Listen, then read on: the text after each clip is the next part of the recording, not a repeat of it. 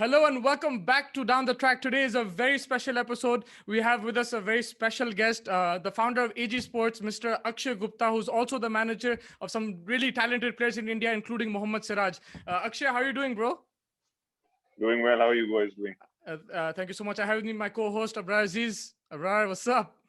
Good, good. Also, apart from being all fancy like this, he's also a very good friend, and Yeah. he's been my friend for a really long time. For we go way back, right? Akshay, what's We going do on, go. bro? We do go a long way back, and there's nothing fancy happening there right now. It's just us boys having a discussion. For the world is fancy, right? For me and you, like whatever. But Akshay, thank you so much for taking your time out. It's been a great year for you, with this company. Just like initial thoughts on how you started. Initial thoughts on how you started this and the players that you signed.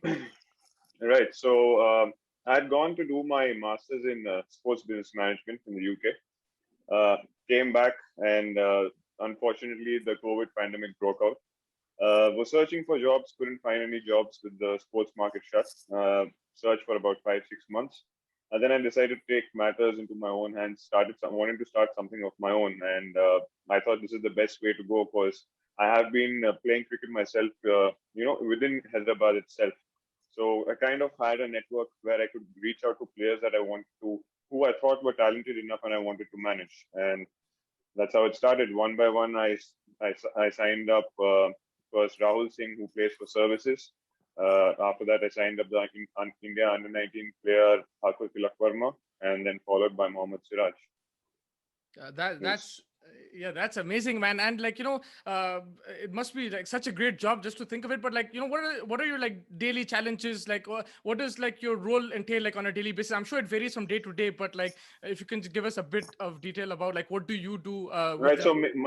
my main role is basically with them to, in terms of the younger boys, I try and manage them in terms of the game as well. Try and put in some inputs from my end wherever they require it, in terms of how they can proceed about the game, how they need to be mentally sharp to give the necessary performances at the level, whether it's at the domestic level or the India under-19 level or the India A level. With Siraj, it's more of a business collaboration that I have, where I'm basically get him commercial collaborations, player sponsorships, and other business deals.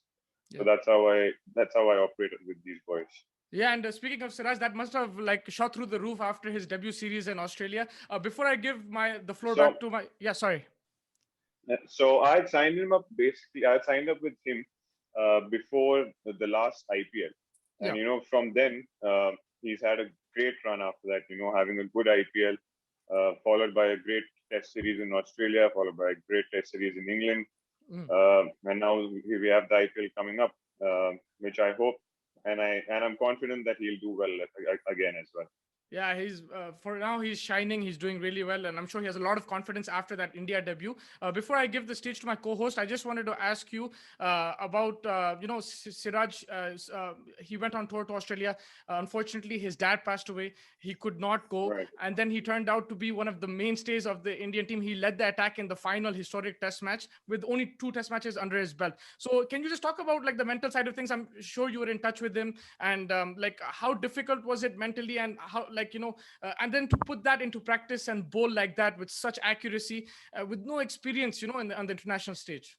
Right. So, I mean, see, it's such a situation that I don't think you, me, or anybody can even imagine what it feels like to, be away on tour, and because of the certain circumstances of COVID being around, them having the bio bubble, etc. He could not really leave and come back, because that would mean that he would have to quarantine again, to go back to Australia and then participate in the matches. In that scenario, I would say it was a very brave decision that he decided to take, to stay back for the team, to play for India. I think that was his father's dream as well. So I think so. He's done his father proud. He's done a lot of people in his family proud, and of course, he's made a lot of people in Hyderabad proud as well, and in India proud as well. It's tough from the perspective that you have to put your personal loss aside, and you just have to give it your best, and do whatever is necessary to make the team win. And especially with the multiple injuries that were happening along with the series, there was more pressure or more responsibility coming onto his shoulders as well, which I think he managed beautifully. He didn't let his focus get wavered. He knew what he had to do a lot, and I give a lot of credit to the system which gets these players through to the India team. Because earlier it would be the first class season, say Ranji Trophy, etc., and then there would be a huge gap between Ranji Trophy and the international stage. But now that is being covered up by the IPL and also the India A. So the experience that players now get from IPL and India A is tremendous. The crowds that come in, the confidence that these players get playing against international players, playing with international players, performing against them. So I think that also needs to be given a lot of credit as to the system that BCCI has created. That it becomes that much easier for players to come and perform at such level. Of course, he had his personal loss as well, which is difficult to put aside. But I think all the cricket that he's played through IPL and through India A has really helped him a lot to perform at that kind of an international stage, especially in Australia, which is not the easiest of places to perform in. Yeah, the most very hostile place. And also I think the fact that he aged, like he's more mature now, he made his debut at a more mature age rather than 18, 19. That probably could have helped him as well, I feel. But yeah, Abrar, you take the stage, man. Yeah, I mean, it would have been very easy, I thought, for him to head back, because when he was selected initially for the Australia tour, he was not necessarily going to be the frontline bowler. A lot of things developed in the time that came. He was probably behind the likes of Shami, Bumrah. Even it was neck and neck between Saini and stuff. So it could have been very easy for him to kind of take the personal loss, and he could have very easily gone back. But hats off to him, he stuck around. He had the mental strength to stick around, and he was able to stick around. And then the opportunities came opened, and he took them with both hands. Your thoughts on that, Akshay? Like I said, him staying back, of course, was a great thing for him to do. But of course, I think so. A part of it was also because his father wanted him to play Test cricket for India. That was the main motivation behind it. I think so. I'm sure it could not have been easy. He was, as far as I know, he was in touch with his family, trying, talking to the people who were close to him to get over that, that personal loss that he was going through, and be in a good space mentally to give the necessary performance when he had to go out there and play. And like I mentioned, with the multiple injuries happening, with the Bumrah not being there, etc., there was a lot of responsibility on him, and I think he came out with flying colors. To be the highest wicket taker from India, with 13, to end up with 13 wickets and winning the series. I mean, hats off to him. No, I was just asking about the racism side of things. It was a little hard for him to deal with that. It could have been very hard, So I think he went about it beautifully, in the sense that he reported to the necessary authorities that he had to report to. He reported to the captain, reported it to the match referee, and then he just let go of it. He didn't even get involved in it from any other perspective, in that no kind of very, very mature way of handling it, because it's easy to get carried away at that stage and just, react back to what the crowd is saying. But again, great maturity from his side to, take the necessary protocols and steps that are placed by the ICC, and then focus on what's important, which is winning games for India and doing the great job that he did in terms of his bowling. Yeah. I just had a quick question about that, like that specific series. The lines he was bowling, there was a leg side line, and it looked like a defensive line, but they were picking up wickets. He got Labuschagne out like that, flicking to the square leg area. So these plans, was it a combination with the captain, with Bumrah, and to execute it as well? It's one thing sitting down and planning, but then to execute the plan to perfection, because it was clear that they wanted to get him out on the leg side. Whether it was Labuschagne or even Smith, it was clear that the Indian bowlers had a plan. Right. So the execution, and just a bit on that plan. So, these days, in the earlier days, they used to just go with the 15 players and a manager, but now that's not the case anymore. They have a team the support staff team, which is I think so as big, if not bigger, as the squad which goes along. So there are all kind of various analysts who make these kind of preparations. Are able to spot out what are the necessary weak points where how you can get a batsman out. So again, credit to them. They would have 100% created such plans for Smith and Labuschagne. Where they're just picking it down the leg side and they have a leg gully kind of a fielder for that kind of a shot, and they fell for that trap. But having said that, there were certain deliveries on which he got wickets, which were great balls, like proper test match length balls and line balls. Sticking to his, there were certain wickets where he got, which was a game of patience as well. I felt that he was sticking to his line and length, that top of off stump kind of in that corridor, and he got certain batsmen out from there as well. Yeah, and he must have enjoyed bowling on Australian pitches. Sorry, Don. Compared to the Indian pitches, like day in day out, to bowl on those flat pitches in the Ranji Trophy. So this might have been something that he looked forward to, probably. Right. He definitely he would have enjoyed it, with the pace and bounce you get in Australia. But what happens in India as well is what you get a bit of reverse swing with the pitches that we have, the way they're dry. So that you don't necessarily see that maybe in Australia with the way the pitches are, but in India, because of being absolutely dry pitches and with the weather also being the way it is, I think he would have missed the reverse swing side of bowling in Australia. That's my feeling. Yeah. I think, he's had a stellar couple of series, like we mentioned. The likes of his performance in Australia, then in England. So he's made himself very, very strong in the test side of things. But I think one thing that he'd probably want to improve on, or not necessarily improve on, but he would want to focus on would be trying to get into the white ball cricket format with the Indian team as well.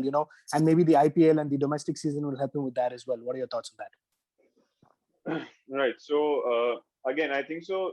Just to continue with where we left off, that after the Australia series, I think the England series that happened over here, I think so. With whatever limited opportunity he got, because of course the spinners were the key to getting the batsmen out. Or with the kind of pitches we have, you generally go with the spinners over here in India. But I think so in the few overs or in the opportunities that he got, even against England, I think so he gave a good performance. For me, that was amazing. To stay out for 50 overs and then suddenly come for a spell and pick up wickets immediately, I think that's really difficult. Exactly. So that speaks of his, of his talent, of his skill, of the hard work he must be putting, in the nets, etc. That when he is called upon in the match, he can just come and execute it over there. So I would say even the few overs that he got, say a spell of 5 overs or 7 overs in between. In one full test match, I think so. Even that he showed what he's capable of, and I think that is great signs of Indian cricket in the future with this pace battery that is coming along in India, which has never been present there earlier in India earlier. I think that's great signs for India. Regarding his limited over or the white ball cricket, again he got picked up for the ODI series against England. It's unfortunate he didn't get a chance to go out there and play, but I'm sure that with the IPL coming up, he's going to be the lead bowler for RCB along with Saini, the fast bowlers. He's going to be the lead bowler in terms of the pace battery that is there in RCB. I feel Kohli is going to be dependent on Siraj a lot, especially in the beginning overs where he will get a little bit of movement, and if he sticks to the lines that he bowls in test matches, I think that is when he is most effective. And I think in that case he will be able to get a lot of wickets and also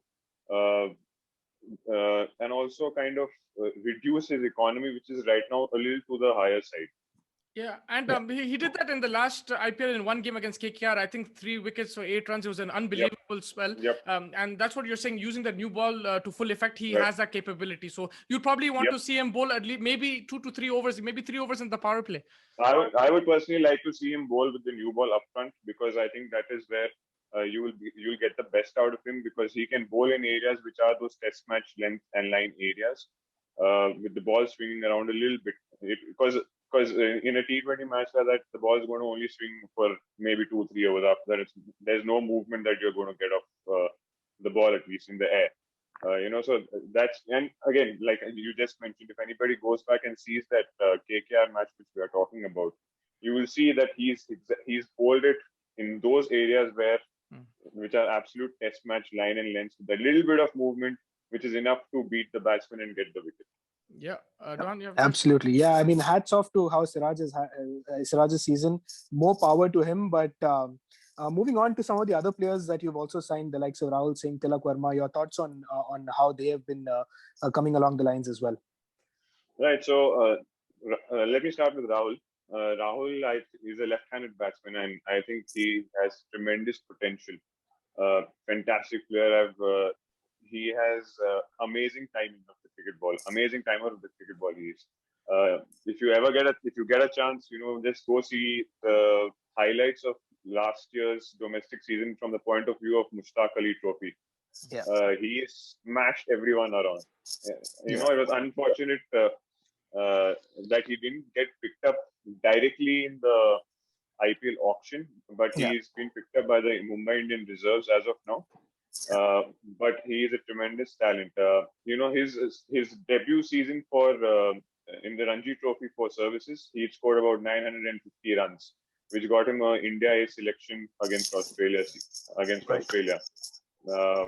I'm confident, and right now also after the performance he's given inside Mushtaq Ali Trophy, he also hit a 150 in Vijay Hazare, which was a very tough match for services from the point of view that services was, I think so, 30 for 3 or something, and he walked into that game at that stage, and he just smashed 150 and took them to the victory. And that is the performance, I think so, which got him this place in Mumbai Indians as well. So I am hopeful that, he's a tremendous talent, no doubt about it. I just hope the best for him. I always keep telling him that, you have all the talent, you have all the skill. All you need to do is just keep your head in the right place, in a good headspace. You always need to be in that good headspace. That's the most important thing for you to go and execute what you need to go and execute out there. Yeah. So I'm hopeful that if he does get an opportunity, I am confident that he will grab onto it, and hopefully we'll see much more of him in the future. Yeah. And Tilak Varma, young boy, 18 years old. Played for India under 19 World Cup. He played for India under 19 in the World Cup when he was 17. So that says it all for me. In the sense that if you can get picked up for India under 19 World Cup at the age of 17, that means you have great talent. Again, he's a left-handed batsman, again, just like Rahul. He had a great Vijay Hazare season last year. He hit two centuries, 2 half centuries. He's right now first-class average in terms of 50-over matches. He's averaging more than 60. Wow. So I'm hopeful. He's young. One good season, maybe the next season to come. If he gets that, if he just gets that head in the right kind of space and is a little more patient with his game, I think so he can do tremendous things with the talent that he has. I expect that he should be picked up for an IPL team either next year or maybe. Yeah, in the next year, he should definitely be picked up by an IPL team, and I think he should be playing for India also very soon, in about 3-4 years to come. Yeah, nice. Looking forward to and bigger and better things to come for them. Yeah, I just had a follow-up question on this, Akshay. You're handling these youngsters. What is the thought process? Because before, 15, 20 years ago, when we were growing up, the focus was play for India, right? One day and Test cricket, and you could adjust a bit. But now you have a T20 format and you have the IPL. So how do these kids prepare? Do they just adjust, or are there people? Do you see people like Pujara who only want to focus on Test cricket from an early age, or are they versatile and adaptable? So in terms of wanting to play cricket, they and this is not coming from me. This is coming from them directly. That these boys have made it clear to me, and I'm very happy about this fact that they are wanting to play for India. They are not, of course, IPL and all is important. I don't disagree or deny that. But their main aim is to play for India.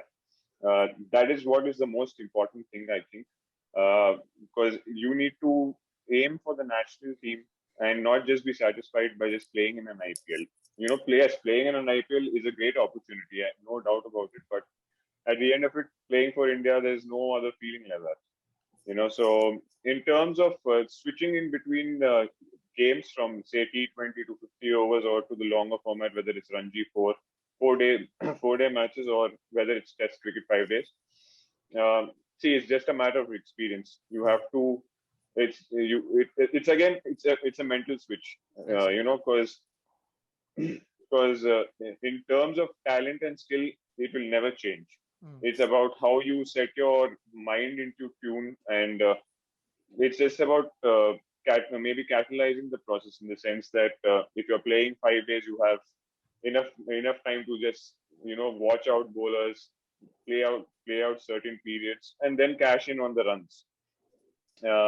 In 50 overs, you get a little lesser time, so you might bat say 20 balls. You might bat where you are watchful, and then you start going for it. And in T20, you just have 1 over you see, and then you start going bang bang bang. So it's all a mental kind of development that you have to do. It's a mental state that you have to keep, switching on, switching off in between each format that you go. And that only comes with experience. The more you play various kinds of tournaments or various kinds of formats, the more you will be able to understand as to how to make that switch. It becomes more natural. It becomes more organic in a sense. Yeah. And we can't end any podcast without talking about the IPL. So Akshay, you're a Delhi boy who lives in Hyderabad. I'm not a Delhi boy. But just like Abrar is a Chennai boy who's brought up in Hyderabad. That's true, unfortunately. Before you ask him that, I just have one question that was in my mind. Sure. Just one final question, Akshay. Sorry, before we get into this mode, about Mohammed Siraj again. Virat Kohli, how important has been his role as captain backing the pace battery? He picked Siraj in RCB for the T20s, and then he backed him in Test cricket. He gave him his debut cap as well. I mean, he's the Indian captain right now. How important has his role been, and how's his relationship like with Mohammed Siraj? So I think Kohli, just from a general perspective, is a big fan of having good pacers in his armory. Whether it's the Indian team, whether it's the RCB, he's a big fan of having these quick bowlers with him. Because my feeling is, or my instinct towards how he how he keeps these boys with them is for the simple reason that he knows that India in the earlier stages did not have such a pace attack. With this talent coming up, he also understands that taking care of these boys, giving them opportunities is the best way to go forward, because you are not going to get people bowling 140 plus every day. That does not happen easily. You can't just wake up and go and just bowl 140. That never happens. Not even rarely, that never happens. So he understands the hard work that has gone behind, these guys being the fast bowlers that they've become. And I think he's flexible enough to give them that opportunity. Yes, there might be certain instances where they might not necessarily give the performance that he's looking for. They might get taken for a few runs one day and might not be getting wickets. But he knows in the long run, if he backs them, if he kind of guides them, leads them, they will become the pace battery of 5-6 that India has right now. That is what he's looking at, I think. Yeah, thank you so much. So, of course, it helps. Of course, it helps them in the IPL as well, because it's just an extension of it from that point of view, because it's the Indian team players go to the IPL and the IPL players go to the Indian team, so it's kind of hand in hand. Yeah, and that's great way of looking at it. Helping and promoting the bowlers, the fast bowlers, and taking care of them is very, very important in the long term of Indian cricket as well. So that's great to see. But yeah, I think coming Yeah, back to the because IPL. Sorry. just because it's very important to manage these bowlers, because you're not going to, like I mentioned, you're not going to get uh, the number of fast bowlers that you have right now. No one has ever seen that before. It's only during Kohli's captaincy that we are seeing so many fast bowlers come through, and it's very important to manage them, because fast bowling is a hard job. Yeah. They can run into injuries at any time. So it's important that the ones that are there, you take care of them, you give them the necessary chances, and with all with all what I have seen, they have grabbed the opportunities whenever they have been given that. Absolutely, absolutely, and yeah, hopefully this continues for a long time to come, because it is the way to go. I think hopefully it continues. But I think, yeah, coming back to the IPL, you guys broke my joke, but yeah, Akshay, you're a Delhi My boy bad. who stays in Hyderabad, but you have also connections with the RCB. So with Siraj obviously playing for them, so you have something going on over there as well. So who do you support in this IPL? Hyderabad, man. Always Yes, Hyderabad. that is what I wanted to hear. but your thoughts on the IPL this season again? Some very good. The auction was good. Some players, some But teams have improved. having said that, Hyderabad should win the tournament. I do hope that The purple Siraj cap. does well. Guess the purple cap, Siraj. Yeah, I hope he gets. It's important that he should perform well, because it's not just about the IPL. With the World Test Championship coming, with the England series coming, etc. If he is in good form, it will give him further more confidence to go and execute what he's good at during these series. Yeah, Absolutely, and I hope for that as well. I don't know how much I want RCB to do well, but I want Siraj to do well because I'm also a very big Hyderabad fan. So I'd love for Hyderabad to win everything. But your thoughts on the IPL? What are your thoughts like initially going with the season starting in less than a week? Your favorites, top favorites, and probably the players the teams who might not make the top four. Sorry, I didn't get you. I didn't get the last part of it. I said your firm favorites and probably the teams that, in your opinion, won't make the top four. It's a tough one. Tough. I know. It's a tough one. But see, as much as I want Hyderabad to win it, and as much as I want Siraj to do well, having said all of that, Mumbai is a very strong team. Yeah. Mumbai is just too strong, and it just shows from the perspective that you have 5-6 of their players playing in the Indian team itself. yeah. I mean, and then into that mix you add people like Quinton de Kock and Pollard and these guys. It just becomes tougher for the opposition, I think. Absolutely. Michael once said it, right? Michael once said that the Mumbai Indians side should just play anyone and they'll beat everybody. Yeah, see, the Indian team which played recently against England in the T20 series, they won against England. But if you put the Indian team and you put a Mumbai Indians team, I think that'll be a tough game. Yeah, for sure, 100%. Yeah, but Mumbai Indians, of course, are firm favorites as usual. But I want your opinion on the 4 teams that will not make it. I mean, of course, this is just a wild guess. I'll give you the 4 teams that will make it. Okay, fair enough. Mumbai, Delhi, Hyderabad, RCB. that's a what is it called? It's a safe one from you. That's smart, man. I have Mumbai on 7th place. at least Akshay is thinking smart. Musti, see, you can't deny it. Mumbai, according to me, start as favorite without a doubt. No doubt. But when you spend time with Abrar and stuff, you have to make these kind of picks, and I have to. That's why I'm taking risks, and I think I'm going to be completely wrong, but I completely agree with you in that that Mumbai, it's very tough to look. But I just feel that this year is.